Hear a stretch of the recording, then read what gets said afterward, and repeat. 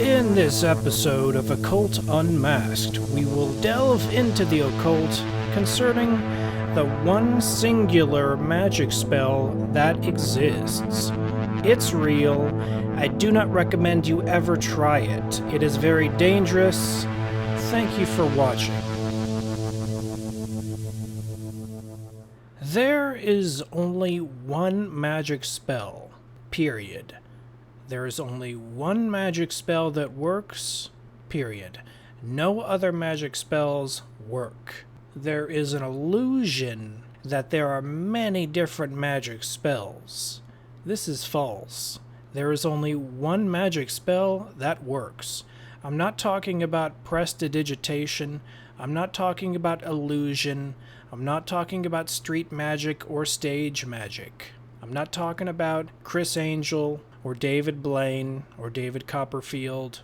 I'm talking about sorcery, sorcerers, black magic, witchcraft. Actual magic usually has a K at the end of it to distinguish it from the illusion variety of magic. There is only one magic spell that works that is real. All the others are illusions. There's even a greater illusion that there is no magic, period. That's the more popular illusion, that magic doesn't exist.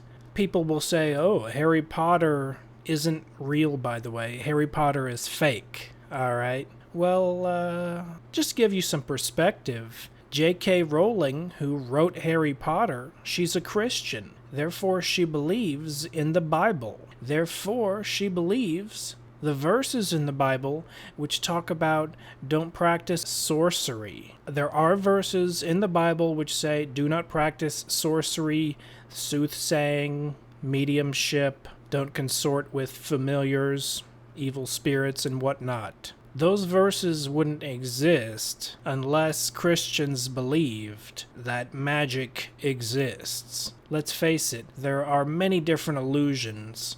One of them are going to be that there are many magic spells. That's one illusion. There are no magic spells. That's the more common illusion. And then there's an illusion that there is black magic, white magic, even gray magic in between. But the fact is, there's only one magic spell that works. That's what this entire video is about. There is only one magic spell. Because there's only one magic spell, there's no such thing as white magic, there's no such thing as black magic, there's no such thing as gray magic, there's only such thing as one magic spell, period. I'm gonna come out and say bluntly that the one magic spell that works is evil. Not good, it's bad. Which only makes a certain amount of YouTubers and people on the internet who love to play devil's advocate their entire life from A to Z, causes them to only want to do it even more. If something's forbidden, if there's a forbidden fruit, such as magic, they just want to gorge themselves on it and become gluttons on evil. They want to do as many evil things as possible. Yeah, let's break every commandment we possibly can. This is a paranormal channel which focuses on the paranormal. So if you're coming at this from different religious perspectives, different cultural backgrounds, that's fine. It's totally fine. I just would like to share what I have learned, and it's pretty common knowledge amongst people who can really see the truth and weed out the lies. But beware, there are many people that claim to be able to weed out the lies when really they're weeding out the truth. So even be skeptical on what I say. In no way, shape, or form am I going to prove or shove my opinion down your throat. But this is my opinion. There is only one magic spell that works. What is the magic spell? Summoning evil spirits.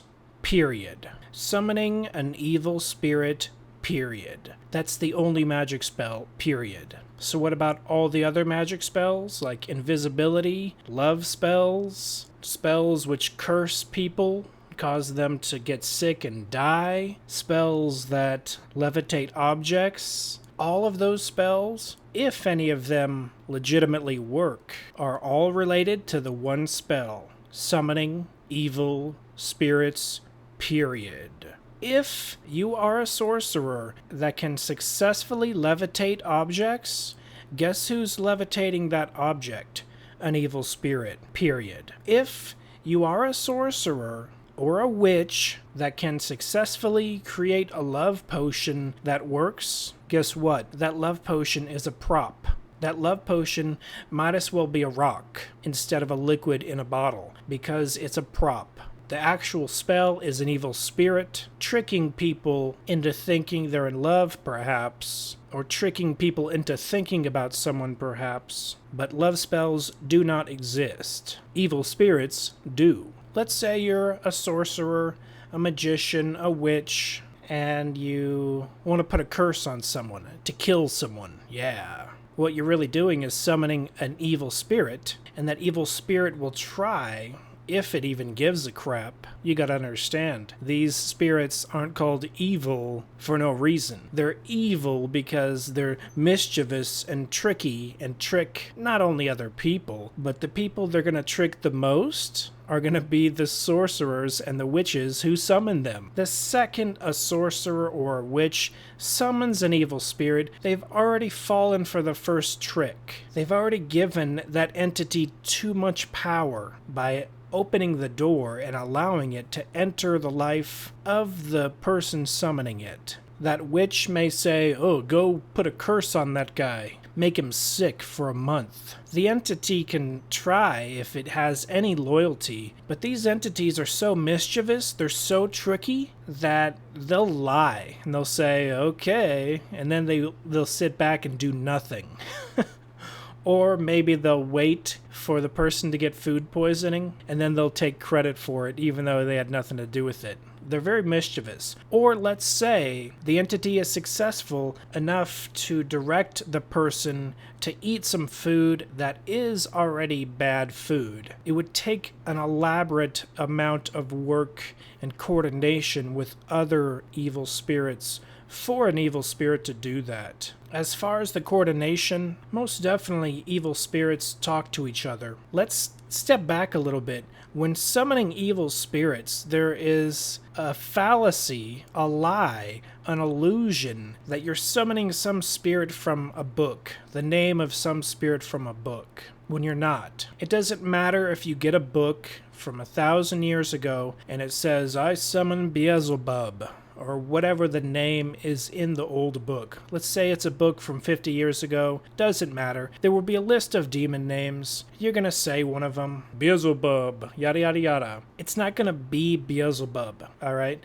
It's not going to be this demon or that demon. I would say 99% of the time, the demon that shows up is going to be your familiar, which is a demon assigned to you since birth. And this demon's job is to trick you. And its job is also to not let you know that it exists. But there are rare circumstances where it breaks the rule of not letting you know that it exists if you allow it to trick you on a level most people wouldn't fall for. Summoning it is one of those levels that is above and beyond the realm of idiocy, as most humans wouldn't attempt to do such a summoning. So let's say you want to levitate an object. Either you want to prove to your friends that you're powerful, or just to yourself, or perhaps you want to become a stage magician, pretending it's sleight of hand or some type of illusion contraption, but really, it's a demon levitating the object for you. I would say such is theoretically possible, but I would also say such is extremely rare. You would almost have to sell your soul or a lifetime of servitude, of damnation, for such an entity to even want to waste its time to levitate an object for you. I don't know how difficult it is for an evil entity to levitate an object, but I can tell you this, it's not super easy. They do have a limited amount of energy, and perhaps it takes more than one entity to even lift one tiny object. It might take 10 evil entities. It might take 100. It might take a small minion of 100 demons to lift one ping pong ball. We don't know, and to be honest, I do know for a fact that levitation via a demonic entity levitating an object is possible. I do know such is possible, as I may or may not have witnessed such a thing in 2011, but not to any great extent. Extremely rare. I've never summoned an entity in my life. I've never practiced magic once in my life. The extent of me practicing magic would be watching a Harry Potter movie. A movie written by a lady who's Christian. So I'm against magic. I don't practice it. It's the reason I reveal these secrets about magic. I'm here in a small extent to explore the paranormal, explore the unknown, but when I come across something dangerous, to at least give some warning, don't do it. Don't summon entities. The second you think you're summoning the devil, you're really just summoning your familiar whose job it is to trick you. I could go deeper, but I don't want to go deeper than that. I want to keep it short and to the point. There is only one magic spell.